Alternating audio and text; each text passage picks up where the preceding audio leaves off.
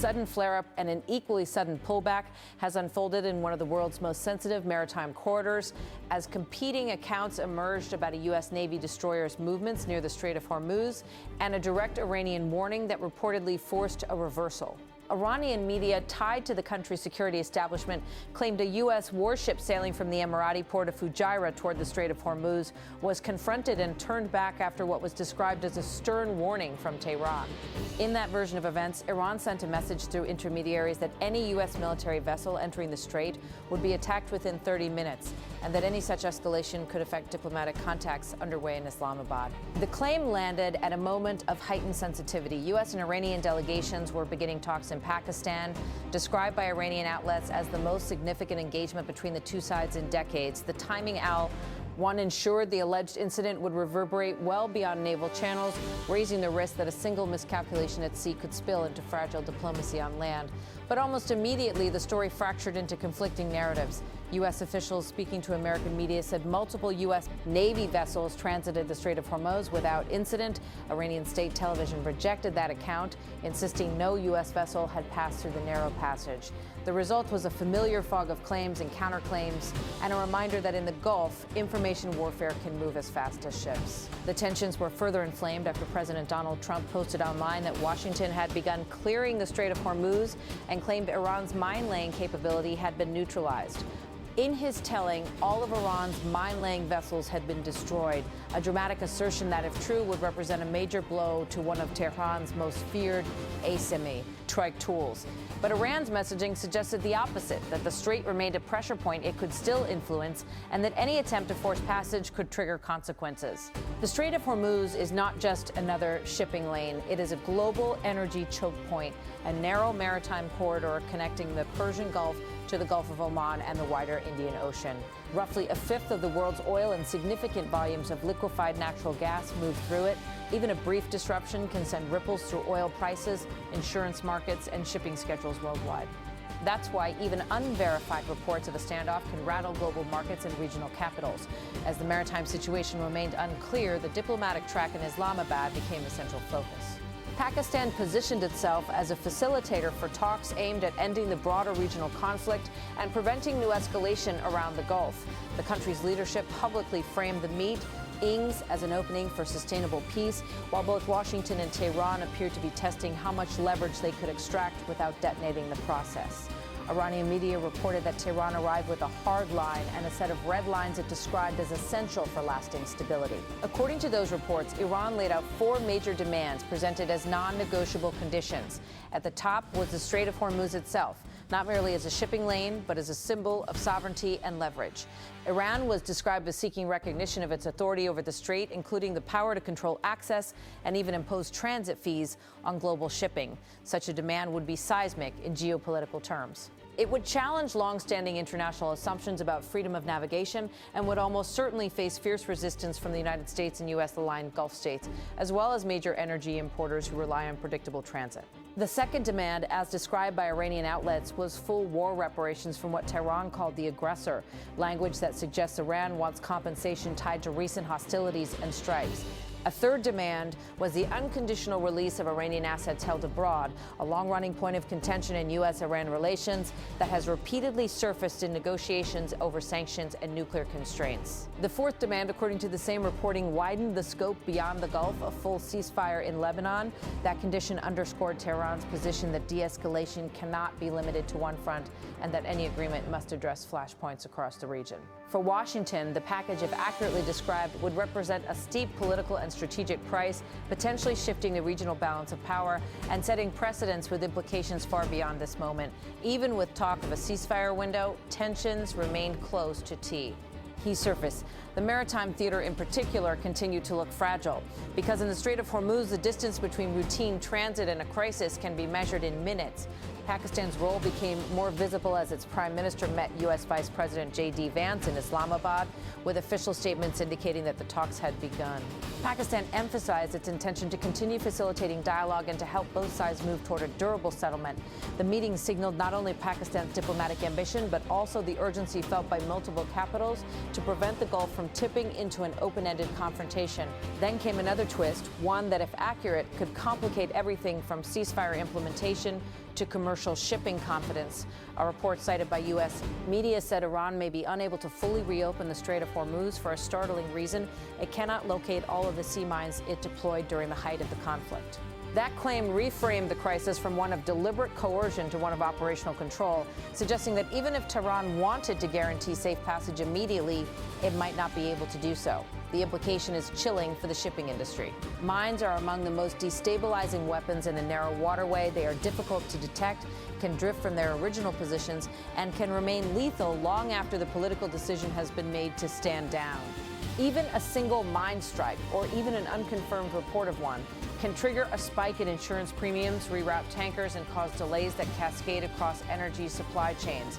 In this account, Iranian forces deployed mines from small boats soon after joint U.S. and Israeli airstrikes, but officials now reportedly believe the placement of many mines was poorly recorded or intentionally designed to drift, making them hard to track. If mines moved significantly from their initial locations, the result would be a maritime hazard that is unpredictable not only for commercial vessels but also for naval ships tasked with escorting them. U.S. officials were quoted characterizing the mining effort as haphazard, raising questions about planning and command and control. And yet, even a haphazard mine threat can be extremely effective because it doesn't require perfect execution to create fear. It only requires uncertainty. Against that backdrop, President Trump spoke publicly with confidence that the strait would reopen and that Iran's ability to resist had been crushed. In one exchange, he responded to questions about whether the strait would open and whether there was a contingency plan if it did not.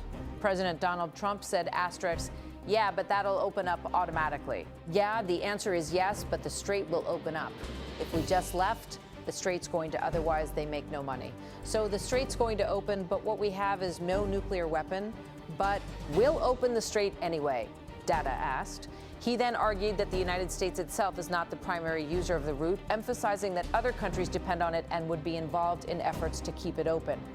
President Donald Trump said, "Don't forget, we don't use the strait. Other countries use the strait, so we do have other countries coming up and they'll help out, but we don't use it." It won't be easy. It won't be, I would say this. We will have that open fairly soon. Dest pressed on the idea of a backup plan. He dismissed the premise portraying Iran's military as already defeated and degraded. President Donald Trump said, "You don't need a backup plan. We have the military is defeated. Their military is gone. They have, we've degraded just about everything. They have very few missiles. They have very little manufacturing capability. We've hit them hard. Our military is amazing. The job they've done added to those remarks projected certainty.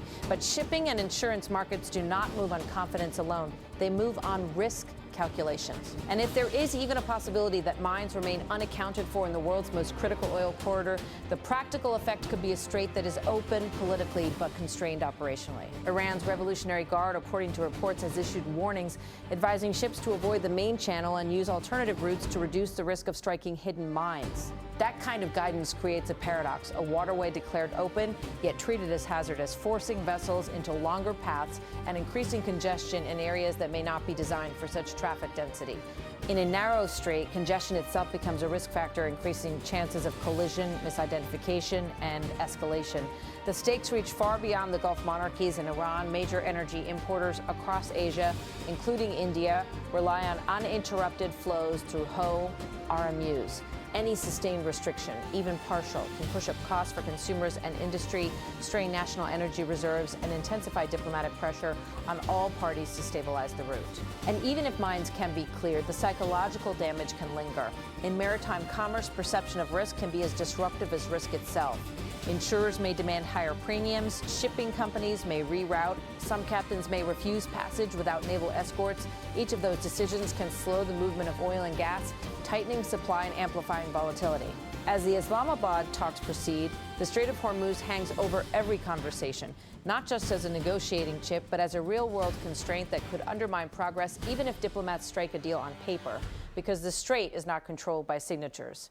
It is controlled by what ships, insurers, and navies believe is safe enough to navigate. A security analyst in the United Kingdom summed up the D Ilema bluntly, the strait's openness ultimately depends on Iran's choices. And even then, it only takes one incident to reset the crisis. That warning captures the reality now facing negotiators. In an environment this tense, the margin for error is almost non-existent. One mine, one drone, one missile, one misread radar contact, and the region could be pulled back from diplomacy into confrontation. And that is why, as delegations meet in Islamabad, the world is watching not only the negotiating rooms, but the water itself, waiting to see whether the Strait of Hormuz becomes a symbol of de-escalation or the trigger for the next shock. Conflicting accounts around the Strait of Hormuz are not just a fog of war problem, they are a strategic feature of how pressure is applied in the Gulf. When Iranian state-linked outlets say a U.S. destroyer was forced to turn back, and U.S. officials counter that multiple guided missile destroyers transited normally, both sides are speaking to different audiences with different objectives: deterrence, reassurance, and leverage at the negotiating table. The practical reality for global markets and mariners is that even a brief spike in ambiguity can move insurance rates, reroute tankers, and harden political positions, especially when the waterway in question carries roughly a fifth of globally traded oil and a significant share of LNG. At the center of the latest claims is a familiar Iranian playbook, warning of rapid retaliation, emphasizing control over escalation, and framing the strait as a sovereign lever. The reported message delivered via intermediaries that any U.S. military vessel entering the strait would be targeted within 30 minutes is meant to do several things at once. It signals readiness and speed. It raises the perceived cost of U.S. naval movements, and it tries to establish a narrative that Iran can impose rules of the road even under pressure, whether or not any U.S. ship actually reversed course. The ad-line effect is the same. It injects doubt into the operating environment. The U.S. response, anonymous confirmations to major outlets that U.S. Navy ships crossed without incident, serves the opposite goal: to deny Iran the perception of veto power over navigation. If Washington allows even the impression that a warning can turn back a destroyer, it risks undermining its long-standing position that the strait is an international waterway where transit passage cannot be unilaterally restricted. So the U.S.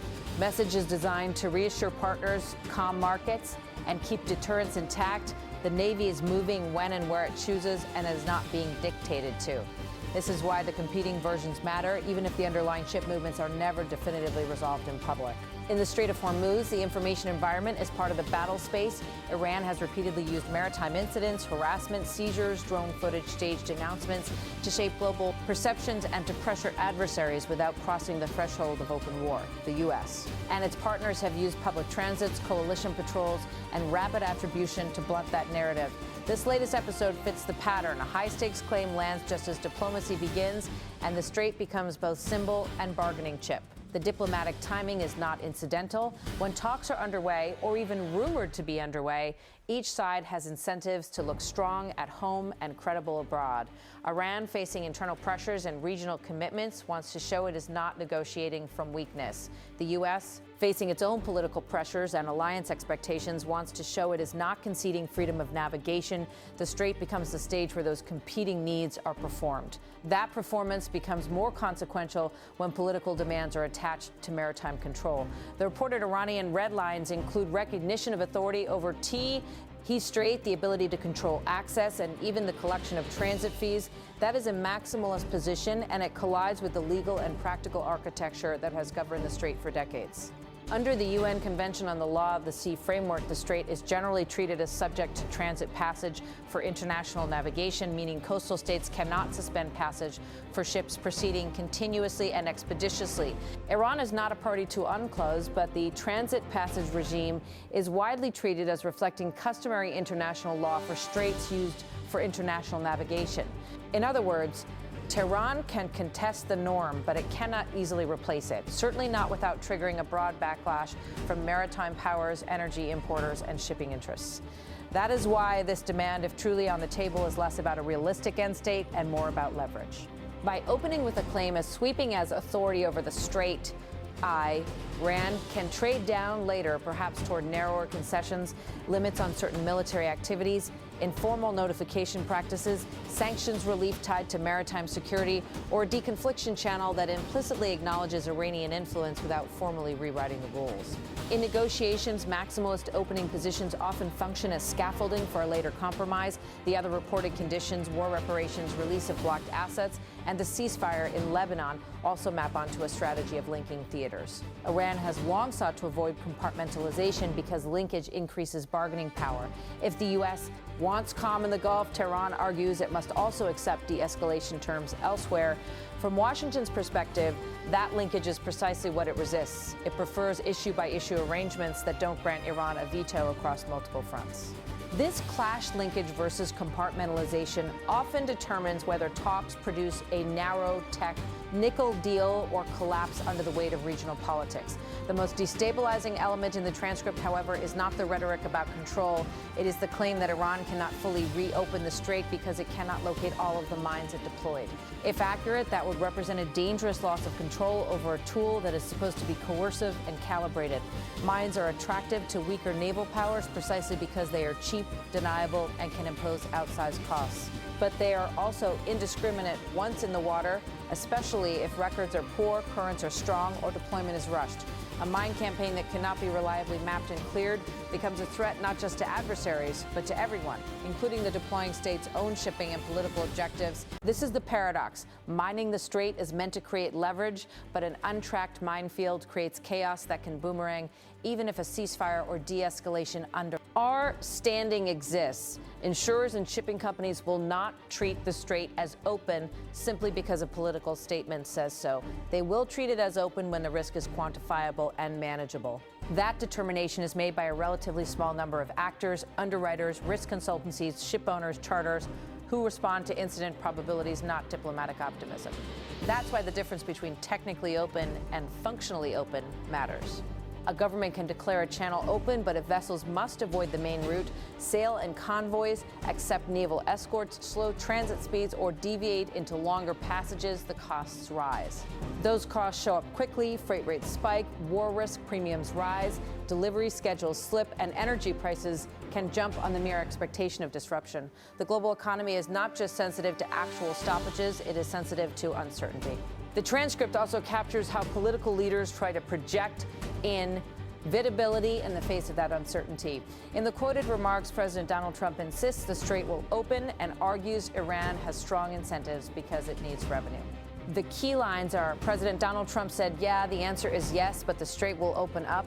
Asked us, President Donald Trump said, don't forget, we don't use the strait. Other countries use the strait. Asked us, President Donald Trump said, you don't need a backup plan. We have, the military is defeated. Their military is gone. Attitude, these statements are designed to reassure and to deter, but they also reveal an underlying tension. The U.S. may not be the primary direct user of the strait for its own oil imports, but it is deeply exposed through global price mechanisms and through allies who rely on Gulf energy. Moreover, even if the U.S. Navy can clear mines and defend ships, it cannot compel private insurers to price risk as if it were zero. That is the gap between military capability and commercial confidence. The analyst's warning in the transcript goes to the heart of this. One successful strike or one mine incident can reset the entire risk environment. The quoted assessment is blunt. He said the Strait of Hormuz will only open, if you will, if Iran wants it to. He said there's no military solution to this. There's no forcing it open because the asymmetries of the conflict are just so clear and so well known. Ashton, it just needs one missile to get through, one drone, one mine, and that will send panic through everyone and take us back to the beginning. Asking, this is not an argument that the U.S. lacks naval power. It is an argument about asymmetric risk. Iran does not need to win a naval battle to impose costs. It only needs to create enough credible danger that commercial actors hesitate. In narrow waters with heavy traffic, that threshold can be surprisingly low. So what does a workable de-escalation look like? Under these conditions, first, any serious stabilization effort would need a verifiable maritime safety mechanism. That could include coordinated mine clearing operations, agreed shipping corridors, and a communications channel to prevent miscalculation between naval forces. Even without formal diplomatic recognition, deconfliction arrangements can reduce accidental escalation. The Strait's history shows that misunderstandings, misread maneuvers, radar locks, close approaches can spiral quickly. Second, the talks would need to distinguish between symbolic sovereignty claims and practical operational arrangements. Iran may insist rhetorically on control, while the U.S. insists on freedom of navigation. A compromise might avoid touching those principles directly and instead focus on behavior, no harassment of commercial shipping, no seizures, no mining, and reciprocal limits on certain military signaling near territorial waters. In other words, an agreement on conduct rather than an agreement on legal theory. Third, any sustainable opening of the strait requires commercial reassurance. That means not only clearing mines, but also creating credible reporting about incidents and risk. If one side denies transits that the other side claims happened, insurers will assume the worst. Transparency, however limited, becomes a security tool. Finally, linkage to other fronts, like Lebanon, will determine whether de-escalation is narrow or durable. If Iran insists that maritime calm depends on a broader regional ceasefire and the U.S. refuses that linkage, the strait may remain a pressure valve that can be tightened whenever other negotiations stall. That would keep risk premiums elevated even during periods of nominal calm. The conclusion is that the Strait of Hormuz is not simply a geographic choke point, it is a psychological and financial choke point. Military movements, media claims, and diplomatic demands all feed into the same marketplace of risk, even if no ship turn. Ed back, the mere plausibility of that story is enough to unsettle the system, and if mines are indeed unaccounted for. The danger is not just escalation by intent, it is escalation by accident. For negotiators, the immediate task is to convert declarations into verifiable steps, mapped channels, cleared waters, and predictable rules of engagement. For the shipping and energy world, the question is simpler and harsher. Not whether leaders say the strait is open, but whether the next transit can be completed safely, repeatedly, and without surprise. Until that confidence is restored, the strait will remain open on paper and fragile in practice, one incident away from another shock.